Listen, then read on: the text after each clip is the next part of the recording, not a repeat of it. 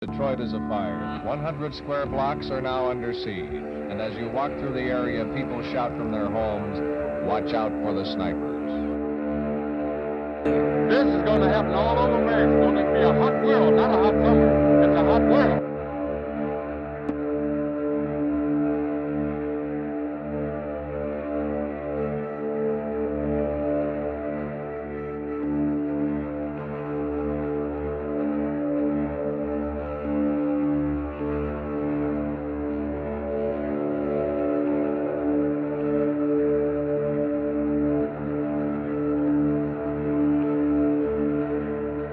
July 23, 1967. Early in the morning, the confrontations between blacks and police began. This would be known as the Long Hot Summer of 1967. This riot stemmed from living conditions, treatment, and police brutality toward African Americans. Nearly 60,000 low-income residents were crammed into 460 acres in small, unhealthy environments. Black people, no matter what state or what town, were just given a small piece of property for a community, which there was more people than there was acreage. And they weren't allowed to use any other property or go in the white. The police department of Detroit had only 50 African American officers at the time. Many thought of this as a white occupying army.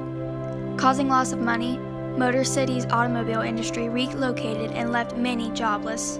Storefronts were vacant and citizens were penniless. This alone attributed to the mass hysteria of Detroit.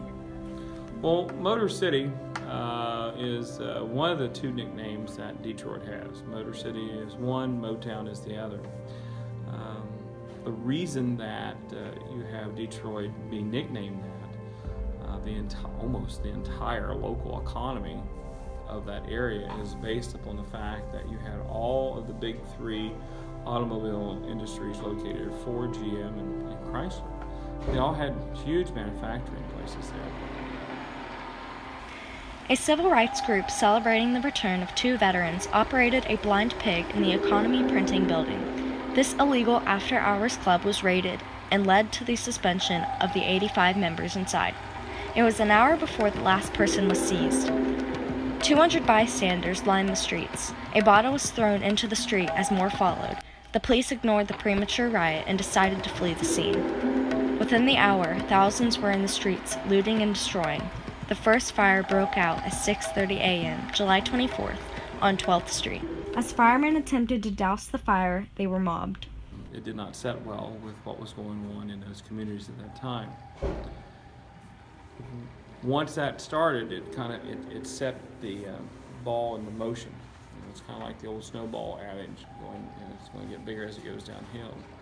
By the end of it, Governor George Romney, which is the father of Mitt Romney, who is now a United States Senator, ordered in the National Guard. At the request of Mayor Kavanaugh, we've made state police and National Guardsmen available to assist in dealing with what is a case of lawlessness and hoodlumism, and to protect the persons and property of people in the areas involved.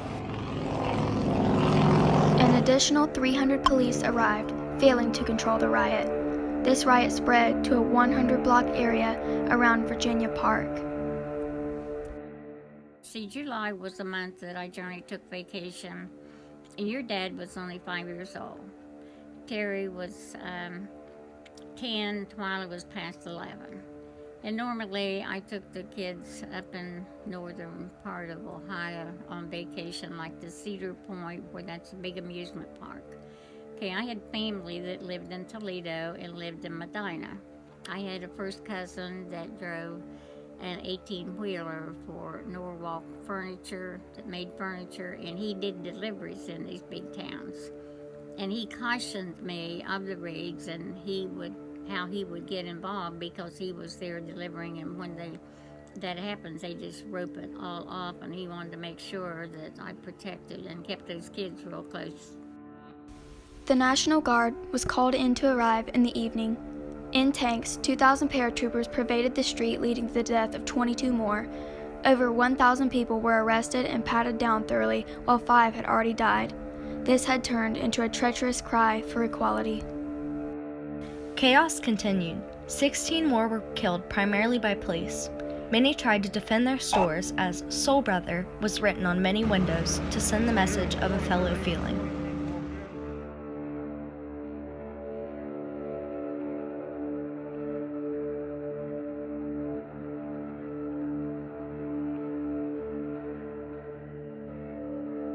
Yet on the 26th, 3 additional deaths became shockingly prominent to the riots of '67.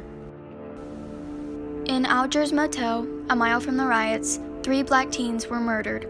Aubrey Pollard, Carl Cooper, and Fred Temple were shot to death. Aubrey's sister Thelma says he might not have died that day if only he had listened to their mother. He had come home that Tuesday morning, Thelma said, and my mother noticed that he had been in some sort of confrontation. Aubrey had been beaten badly, he had bruises on his face and arms, and was warned not to go back to the motel.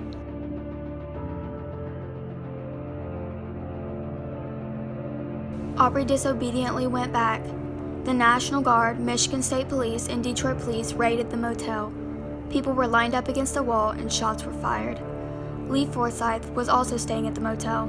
"This was my friend. This was my best friend," Forsyth says. "So I break over to see Carl, and like I was telling you, I heard his last breath." Forsyth was also lined up on the wall and was taunted and tortured by police. Forsyth claimed an officer took him inside a room and told him to scream like he was being beaten viciously. He was sent out of the room. Next was Aubrey's turn, though he never came out.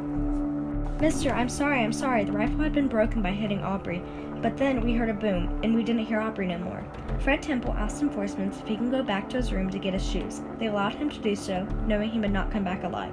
The Algiers Motel, called the home of the U.S. Representative John Colliers, the Congressman's field representative Arthur Featherstone answered the phone. This was the first report of the incident.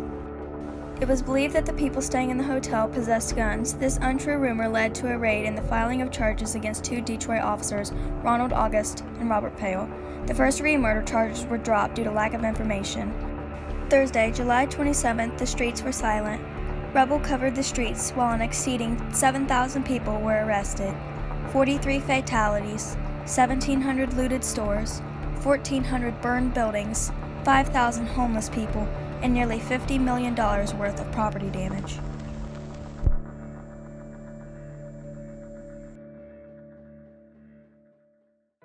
Today, unnecessary police brutality against African Americans still occur.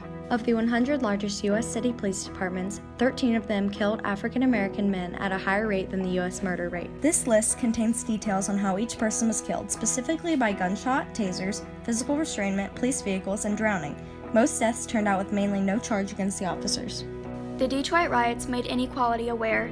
Since then, police departments created policies to lessen the death rate of victims, such as using all other means of force shooting, no choke or strangleholds, attempting to de-escalate the situation, no shooting at moving vehicles, and a required warning before shooting. This riot was a dangerous, deadly cry for equality and left a mark on the city of Detroit. This city is no longer known for its police violence. The Detroit riots of 1967 represent a barbarous tragedy causing 43 deaths. Ironically, misery became triumph. By struggles arising in a predominantly African American neighborhood, it helped to even the playing field for equal rights among skin color. The police brutality versus the African American race created mass mayhem in the heart of Michigan, sending an inadvertent message to the national government. The epidemic created a series of repercussions for the future of equal rights. This would be one of the most violent race riots of the 20th century. It warned our nation that we could potentially be moving towards 2 unequal societies.